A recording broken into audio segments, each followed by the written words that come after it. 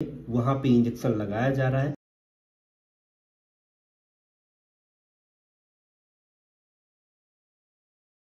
IM मतलब intramuscular injection कैसे लगाए, पूरी प्रक्रिया और सावधानियां।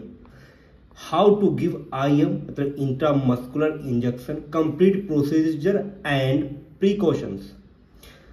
इसकी पूरी डिटेल्स आपको बताऊंगे, कैसे इंट्रामस्कुलर इंजेक्शन लगाया जाता है, इसकी क्या प्रोसीजर होता है। सबसे पहले जानते हैं आईएम इंजेक्शन होता क्या है, व्हाट इज आईएम इंजेक्शन। दोस्तों मैंने आपको दो लैंग्वेज में समझा रहा हूं, एक है हिंदी और एक है इंग्लिश में।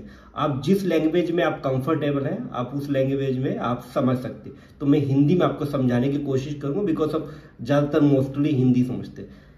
व्याख्या, आईएम यानी इंट्रामस्कुलर इंजेक्शन एक ऐसी प्रक्रिया है जिसमें दवा को मांसपेशियों के भीतर इंजेक्ट किया जाता है। इसे इसलिए उपयोग किया जाता है ताकि दवा जल्दी और प्रभावी तरीके से शरीर में अवशोषित हो सके। मतलब इंट्रामस्कुलर इंजेक्शन है वो मसल्स में दिया जाता है। इंट्रामस्कुलर मतलब इंट्रा मतलब अंदर और मस्कुलर मतलब मसल्स के अंदर ये इंजेक्शन भीतर दिया जाता है। इसको इसलिए दिया जाता है क्योंकि ये बहुत जल्दी एब्जॉर्ब कर लेता है। एग्जाम्पल के तौर समझते, ये जो डेल्टॉइड मसल्स होते शोल्डर में, वहां पे इंजेक्शन लगाया जा रहा है। ये है इंट्रामस्कुलर इंजेक्शन। आपने समझ लिया इंट्रामस्कुलर इंजेक्शन होता है क्या। इंजेक्शन लगाने से पहले हमें कुछ सामग्री की आवश्यकता होगी।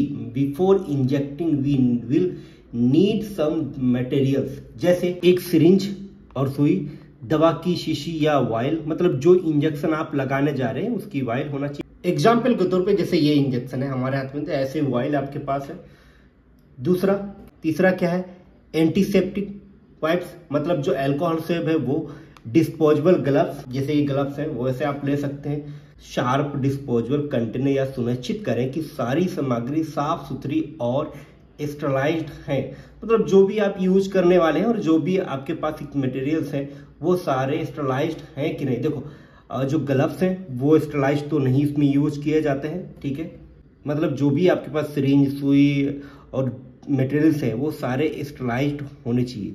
लेकिन दोस्तों आपको बताना चाहूंगे, जब भी हम इंट्रामस्कुलर इंजेक्शन लगाते हैं एक छोटा सा प्रोसीजर होता है, तो इसलिए स्टरलाइजेशन का हम लोग ध्यान नहीं रख पाते हैं। इंजेक्शन लगाने का स्थान चुनना, choosing the injection site, injection site. Guideline से गाइडेंस और डेमो आईएम इंजेक्शन के लिए सबसे आम जगह है।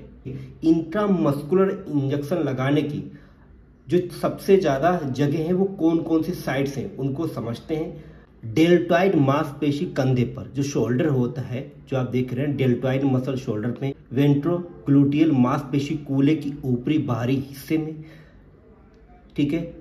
डॉक्सोग्लूटियल मांसपेशी कूल्हे के पीछे, ठीक है। इंग्लिश में दे रखे, आप समझना चाहे आप समझ सकते हैं। वास्तस लेटरलिस मांसपेशी जांघ पर। इन जगहों का चयन इस आधार पर किया जाता है कि किस स्थान पर अधिक मांसपेशी है और कौन सा स्थान सबसे सुरक्षित है। मतलब इंट्रामस्कुलर वहां पे लगाया जाता है जहां 4 साइट होती है, उन 4 साइट में सबसे ज्यादा मसल्स कहां पाई जाती हैं वहीं पे इंजेक्शन लगाया जाता है।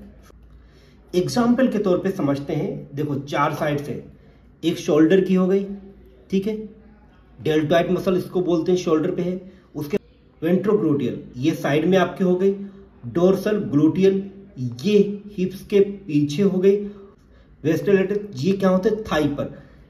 एग्जाम्पल के तौर पे नीचे और मैंने देख रहा है डेल्टॉइड, ये डेल्टॉइड हो गई दोस्तों। इंट्रामस्कुलर इंजेक्शन बच्चों में थाई में लगाया जाता है क्योंकि वहां पे सबसे ज्यादा मसल्स पाई जाती हैं। नंबर 5, इंजेक्शन की तैयारी, प्रिपरेशन द इंजेक्शन लगाने से बिफोर इंजेक्टिंग। एक सिरिंज में दवा को सही मात्रा में भरें। दोस्तों इंजेक्शन कैसे लोड करते हैं इस पर मैं वीडियो पहले ही बना चुका हूं, इसका लिंक मेरे डिस्क्रिप्शन और आइकन पर क्लिक करके पूरी वीडियो आप देख सकते हैं कि कोई सा भी इंजेक्शन कैसे लोड करते हैं। नंबर 2 क्या है, एंटीसेप्टिक वाइप से इंजेक्शन लगाने की जगह को अच्छी तरह साफ करें। मतलब जहां पे आप इंजेक्शन साइट है, जहां आपने मसल चूज की इंजेक्शन जहां पे लगाना, उसको अच्छी तरीके से क्लीन करना है सर्कल में। नंबर 3, सुई को छूने से बचें ताकि संक्रमण का खतरा ना हो। मैंने आपको बताया ना कि जो नीडल होती है वो स्टरलाइज होती है, उसको टच ना करें, नहीं तो पेशेंट को इन्फेक्शन होने के चांस बढ़ जाते हैं। नंबर 6, इंजेक्शन लगाने की प्रक्रिया, procedure to administer injection, step by step demo. अब क्या दोस्तों, अब हम इंजेक्शन लगाने की प्रक्रिया शुरू करते हैं। Now we start the injection process.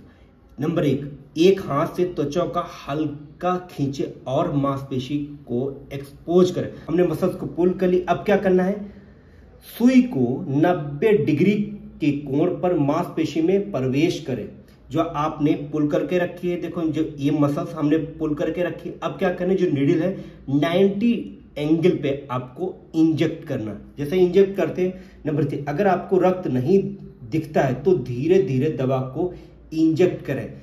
कुछ इंजेक्शन होते हैं सिर्फ इंट्रामस्कुलर ही दिए जाते हैं, तो उसमें विथड्रॉ किया जाता है। अगर वो ब्लड आता है सिरिंज में तो वो पूरी इंजेक्शन बाहर निकाल लेते हैं। अगर ब्लड नहीं आ रहा है तो आप पूरा पुश कर सकते हैं इंजेक्शन।